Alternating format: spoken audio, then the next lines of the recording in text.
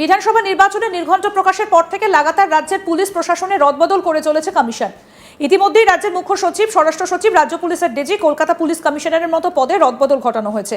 এবার ফের একবার পুলিশের রদবদল। এক্ষেত্রে রাজেশ কুমার সিংকে দক্ষিণবঙ্গের এডিজি এবং আইজিপি পদে, কে জয়রামনকে উত্তরবঙ্গের এডিজি এবং আইজিপি পদে এবং প্রণব কুমারকে আসানসোল দুর্গাপুরের পুলিশ কমিশনার পদে, অখিলেশ কুমার চতুর্বেদীকে হাওড়ার পুলিশ কমিশনার পদে, অমিত কুমার সিংকে ব্যারাকপুরের পুলিশ কমিশনার পদে এবং সুনীল কুমার যাদবকে চন্দননগরের পুলিশ কমিশনার পদে আনা হচ্ছে।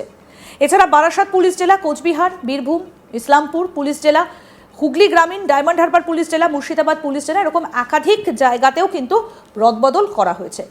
এই বিষয় নিয়ে আমাদের প্রতিনিধি রাহি হালদার কি প্রতিবেদন তুলে ধরেছেন দেখব।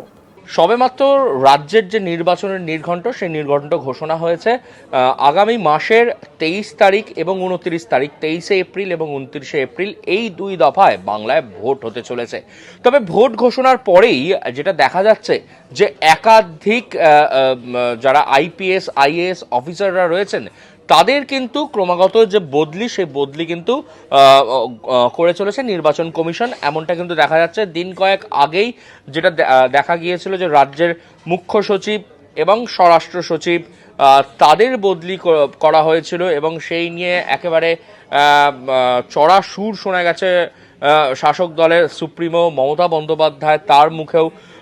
এরপরেই কিন্তু একাধিক রদবদল, সেই রদবদল কিন্তু এখনো চলছে। বিশেষ করে পুলিশ মহলে কিন্তু এই রদবদল আরও বাড়তে শুরু করেছে। একেবারে নতুন তথ্য যেটা উঠে আসছে সেটা হচ্ছে যে একাধিক আইপিজি এবং এডিজি স্তরেও কিন্তু বড়সড় রদবদল আনা হয়েছে নির্বাচন কমিশনের তরফ থেকে। রাজেশ কুমার সিং, তিনি আইপিএস 1997 ব্যাচের, তাকে করা হয়েছে এডিজি এবং আইপিজি সাউথ বেঙ্গল পদে তাকে নিয়োগ করা হয়েছে। কে জয়রামন, তিনি আইপিএস 1997 ব্যাচের, তিনি হয়েছেন ADG IPG north Bengal. Pranab Kumar, তিনি আইপিএস 2003 ব্যাচের আইপিএস, তাকে আসানসোল দুর্গাপুরের পুলিশ কমিশনার পদে নিয়োগ করা হয়েছে। অখিলেশ কুমার চতুর্বেদী, তিনি 2005 সালের আইপিএস ব্যাচ, তাকে হাওড়া পুলিশ কমিশনার পদে নিয়োগ করা হয়েছে। এবং একই সঙ্গে অমিত কুমার সিং, তিনি 2009-এর আইপিএস ব্যাচ, তাকে ব্যারাকপুর পুলিশ কমিশনার পদে নিয়োগ করা হয়েছে।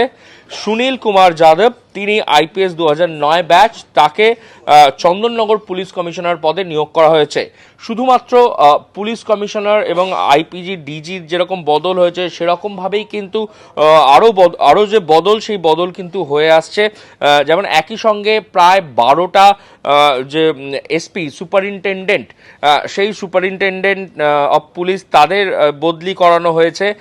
এবং তার সঙ্গে হচ্ছে যে ডিসি সেন্ট্রাল, যিনি ডিসি সেন্ট্রাল ছিলেন ইন্দিরা মুখার্জি, তারও কিন্তু পরিবর্তন করা হয়েছে। যেটা জানা যাচ্ছে যে কোথায় কোথায় পরিবর্তন করা হয়েছে সেটা যদি একটু বলি, SP Barasat, SP Cooch Behar, SP Birbhum, SP Islampur, SP Hooghly rural, Diamond Harbour, Murshidabad, Basirhat, Malda, Paschim Midnapore, DC central Kolkata, SP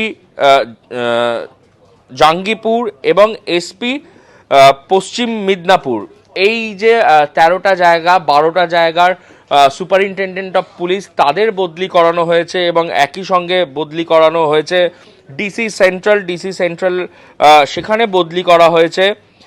এবং এই যে রদবদল, পুলিশের যে একাধিক শীর্ষ কর্তাদের যে রদবদল চলছে, এই রদবদল কিন্তু মূলত যে ভোটের মুখেই এরকম বড়সড় রদবদলের আগে আমরা দেখেছি যে রাজ্যের মুখ্যমন্ত্রী, তিনি গতকাল একেবারে সভা থেকে, তার মিছিল থেকে কিন্তু তিনি সুর চড়িয়েছিলেন যে রাজ্যের প্রথম মহিলা মুখ্য সচিব, তাকে যখন সরানো হয়েছিল সেই নিয়ে, এবং মুখ্য সচিব নন্দিনী চক্রবর্তী এবং স্বরাষ্ট্র সচিব যিনি ছিলেন তাদের পদ থেকে অপসারিত করা হয়েছে। অপসারিত করে তাদেরকে সে জায়গায় অন্য আইএএস অফিসার নিয়োগ করা হয়েছে। এই যে গোটা ঘটনা, এই যে পুরো বিষয়টা, পুলিশ মহলের যে বড়সড় যে রদবদল এবং আইপিএস পদের, আইএএস পদের যে রদবদল, সেই রদবদলের পালা কিন্তু বলা চলে যে নির্বাচন কমিশন যেভাবে রদবদল করতে শুরু করেছে সব জায়গায়, সেই রদবদলের পালা কিন্তু এখনো চলছে। আজই পুলিশ মহলের শীর্ষ কর্তাদের কিন্তু একটা বড় সড়ো রদবদল, সেই রদবদল হয়েছে এবং সেই রদবদল কোথায় কোথায় কি কি বদল হয়েছে সেই সমস্ত কিছুই তুলে ধরলাম আমরা আপনাদের সামনে। উল্লেখ্য, ভোট ঘোষণার পর মুখ্য সচিব এবং স্বরাষ্ট্র সচিবকেও বদলে দিয়েছে নির্বাচন কমিশন। নন্দিনী চক্রবর্তী জায়গায় রাজ্যের নতুন মুখ্য সচিব দুষ্যন্ত নারিওয়ালা। 1993 সালের ব্যাচের আইএএস আধিকারিক এই দুষ্যন্ত এর আগে বিপর্যয় মোকাবিলা দফতরের সচিব ছিলেন। সঙ্গে ছিল উত্তরবঙ্গ উন্নয়ন দফতর এবং কারা দফতরের অতিরিক্ত দায়িত্ব। আর জগদীশ প্রসাদ মিনার জায়গায় নতুন স্বরাষ্ট্র সচিব সংঘমিত্রা ঘোষ এতদিন হোম অ্যান্ড হিল অ্যাফেয়ার্স দফতরের সচিব ছিলেন। নয়া মুখ্য সচিব এবং স্বরাষ্ট্র সচিব সম্পর্কে আসুন আর একটু বিস্তারিত জেনে নিই। আমাদের দুই প্রতিনিধি স্বপন ঘোষ এবং কৌশিক দাসের সঙ্গে কথোপকথনে কি উঠে এলো। ভারতে নির্বাচনের ইতিহাসে অভূতপূর্ব ঘটনা।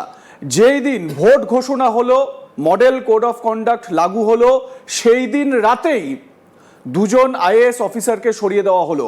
এবং যেটা আপনাদের বলার যে সেটা হচ্ছে গিয়ে পশ্চিমবঙ্গের ক্ষেত্রেই শুধু এটা করা হয়েছে। পশ্চিমবঙ্গের সঙ্গে অন্যান্য যে পোল বাউন্ড রাজ্যগুলো রয়েছে, অসম, কেরালা, পুডুচেরি, তামিলনাড়ু, সেখানে কিন্তু এরকম কাণ্ড হয়নি। শুধুমাত্র পশ্চিমবঙ্গের ক্ষেত্রেই এই কাণ্ড ঘটানো হয়েছে। মমতা বন্দ্যোপাধ্যায়ের খুব ঘনিষ্ঠ দুজন আইএএস অফিসার, তাদেরকে সরিয়ে দেওয়া হয়েছে। মুখ্য সচিবকে সরানো হয়েছে, স্বরাষ্ট্র সচিবকে সরানো হয়েছে এবং জল্পনা চলছে যে আরো বেশ কিছু অফিসারকে সরানো হতে পারে। এবং সেটা কি, সেটা তো সময় বলবে। ঘোষণা যখন হবে বা কমিশনের তরফ থেকে রিটেন লেটার আসবে তখন আমরা আপনাদের সামনে তুলে ধরতে পারবো। কিন্তু অ্যাজাম্পশন করা হচ্ছে, জল্পনা করা হচ্ছে যে এরকম আরো বেশ কিছু অফিসারকে সরানো হতে পারে। আমরা আজকে এটার পুঙ্খানুপুঙ্খ বিশ্লেষণ করার চেষ্টা করব। আমরা এর আগে বহুবার এরকম দেখেছি, ভোট ঘোষণা হওয়ার পর আইন শৃঙ্খলা পরিস্থিতি সার্বিকভাবে এই নির্বাচন কমিশনের হাতে চলে যায়। মানে এই মুহূর্তে পশ্চিমবঙ্গের আইন শৃঙ্খলা পরিস্থিতি মমতা বন্দ্যোপাধ্যায়ের প্রশাসনের হাতে নয়, নির্বাচন কমিশনের হাতে রয়েছে এবং নির্বাচন কমিশন যেটা সঠিক মনে করেছে সেই রকম ব্যবস্থা নিয়েছে।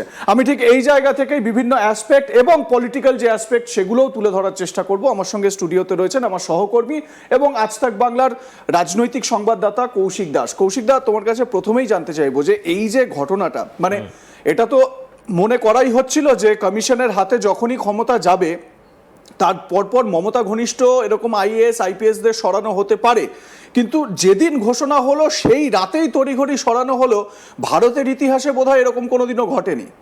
একদমই ঠিকই বলেছো, কারণ এর পশ্চিমবঙ্গের ইতিহাসে তো নজিরবিহীন ঘটনা বটেই। কারণ 2019 সালে তৎকালীন স্বরাষ্ট্র সচিব অত্রি মিত্রকে সরিয়ে দেওয়া হয়েছিল এবং নগরপালকেও সরিয়ে দেওয়া হয়েছিল, কারণ তাদের বিরুদ্ধে বেশ কিছু অভিযোগ ছিল যেটা।